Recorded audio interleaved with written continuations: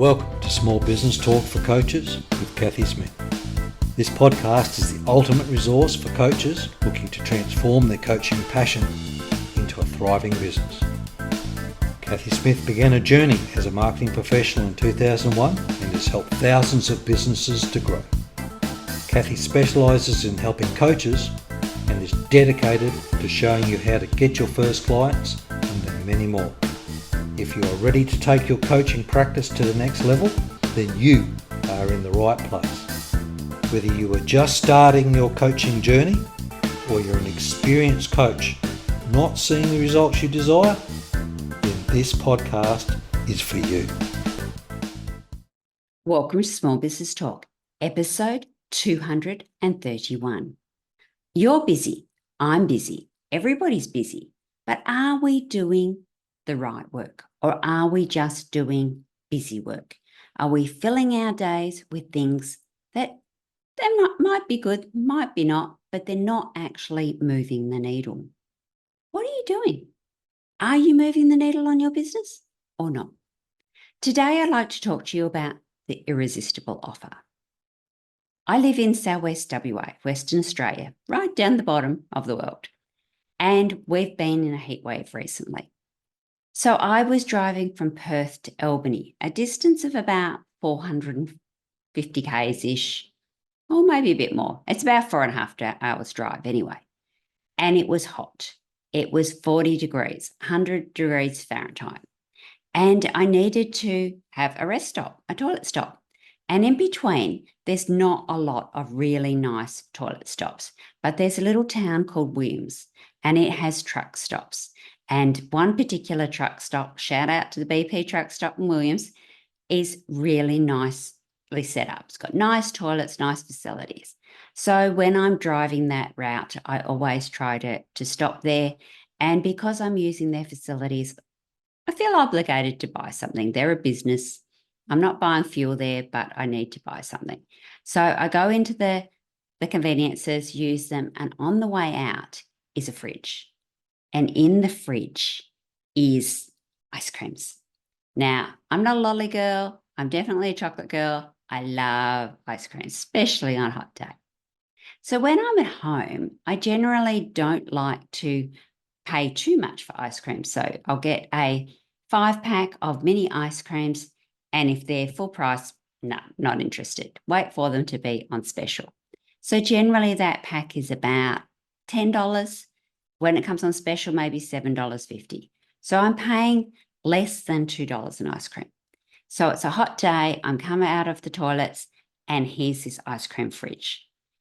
I just grab an ice cream. I don't even look at the price. I'm not interested in the price. I go up to the counter. Now, I said I'm not a lolly girl, but when I'm driving, I do sometimes need that sugar hit. So I buy a stick of lollies and an ice cream. Don't even look at price, hand over my credit card, walk off, eat my ice cream in the shade, happy as. I paid $7.30 for that stick of lollies and ice cream, and I was ecstatic. It was the right place, the right offer to the right customer. Now, I've probably walked past that fridge 3 or 4 times before, but it wasn't a hot day. I wasn't looking for an ice cream. But that day, everything clicked. It was that irresistible offer. Now, how do you make that for your clients? How do you make it so they think that's the irresistible offer? That's the question. Would you like the answer? We did with Paul Bryan. He was talking about just having one client and then multiplying those clients. So you just think about that one person, that ideal person, and then you think about 2 of those people, and then 4 of those people, 8 of those people, etc., etc. But every time you do any messaging, every time you do anything, it's will it resonate with that person? And it's really good to name that person. Some people like to have a whole description of them, put them up on their notice board, put them on their phone, whatever works for you. But think about that person. So let's call that person Sam. So would Sam like the ice cream? Would Sam walk past the fridge? Would Sam do this? Would Sam do that? So when you're thinking of your offer, is it going to work for Sam? Does Sam have the money? Does Sam have the pain point?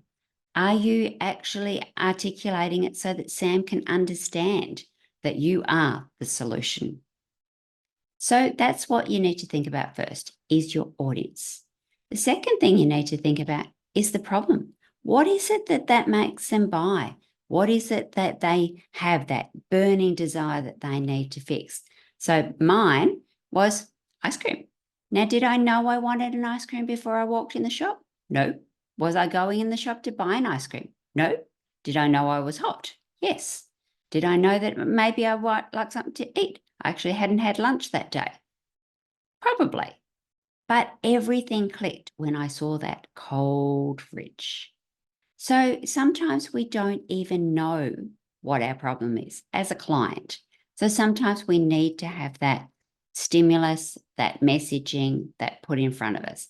How often have you bought something from maybe a video? You didn't specifically know you had the problem, but you're going through your feed, suddenly you see this video and you're in.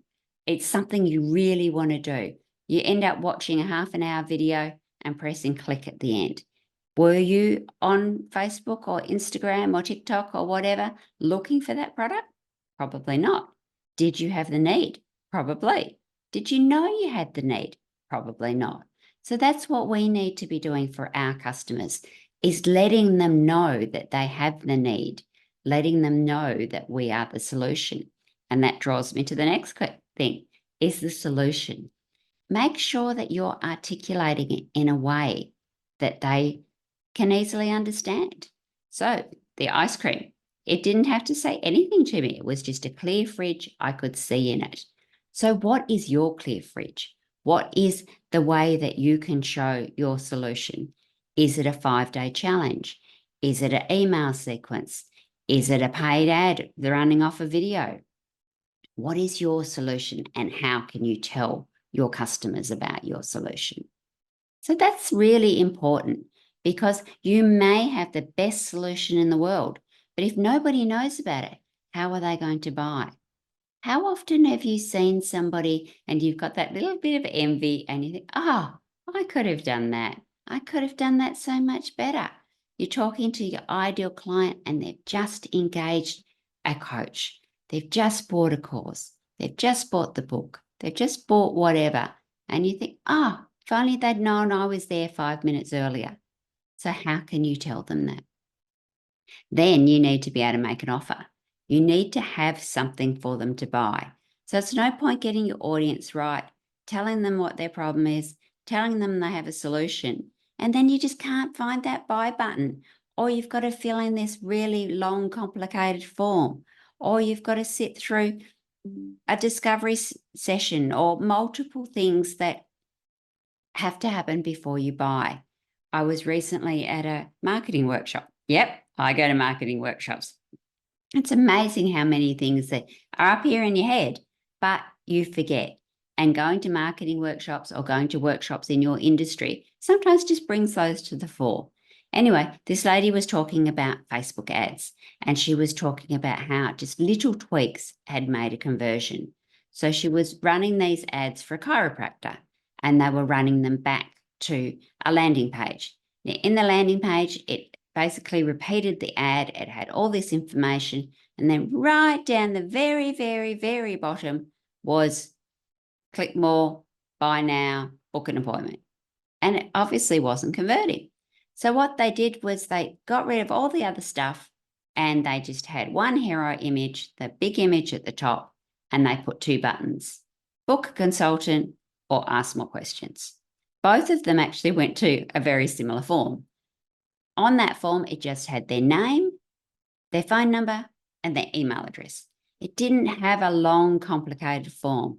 It didn't say, do you want Monday or Friday or Thursday or Wednesday or this time or that time or this consultant or that consultant or this chiro? Well, you get the message. All it said was name, phone number, email address. So what happened from there was the receptionist then rang them. Hey, Kathy, I see you filled in this form. You'd like to go to the chiro. What time would you like? What day would you like? Oh, we've got this appointment or that appointment. But now they're actually talking to a person. So not only have they got that first contact and they know that there's actually somebody there and they know that they can help them, if they've got any questions, they can answer it on the spot. Now, obviously, that situation is not going to work for anybody, but it reduced that barrier of entry. It made it so much easier for people to be able to do that. So you need to make it easy for people to buy. That's why you see these offers where you buy something at a small price, and then there's the upsell, and then there's the bigger one. But if you try to sell that bigger one first off to a cold audience, quite often it's not going to work unless they've had all those touch points. Now, we say that you generally need 20 touch points before somebody will buy, but that could be 20 in literally split-second intervals, or it could be 20 over a whole period of time. So making sure that your offer suits your kind of client, the service that you're selling, and what they're trying to do. And then that brings to the last thing. Let them buy. Don't make it difficult for them. How often on consultations do we start talking our clients out of it? Sometimes less is best. So don't overcomplicate it. Don't give them this bonus and that bonus and every other bonus, because all they wanted was just the consultation. All they wanted was you to solve their problem. They don't want it to be overwhelming. They don't want it to be overfull. So years ago, people used to try and pack everything into courses, and then it would just get too full, be too overwhelming, and people wouldn't finish the courses. How many courses have you got on your hard drive or printed out back in the day that you haven't finished? Yes, sometimes you've just come for what you needed, and that's all you needed. And other times you've just got in and got, oh, it's all too hard. I don't know where to start. I'm lost. I can't follow the steps. So sometimes, and most times, bringing it back to simple is so much easier. So let's go simple. Audience, problem, solution, offer, let them buy. That's where you need to go for your irresistible offer. So go out there, talk to people, make that offer, let them buy. Coach. You are a great coach. You can do this. One client at a time, one message. Get it clear. Now, if you like this sort of content, if you've been listening to the podcast at all, you'll know that I've got my book out, Coach's Marketing Roadmap. This is chapter 7. Check it out. Until next week, remember, SBT audience, enjoy your journey. Hey, did you enjoy this podcast? Why don't you go and check out the Coach's Marketing Roadmap, your step-by-step guide to accelerate your journey to a thriving coaching business. thecoachesmarketingroadmap.com.au. And don't forget to subscribe to Small Business Talk for Coaches podcast. Go to smallbusinesstalk.com.au for all the show notes from this episode. Remember, coaches, to be great, you must start. Pick one tip from today's episode. Take action and implement it. Coaches, you've got this.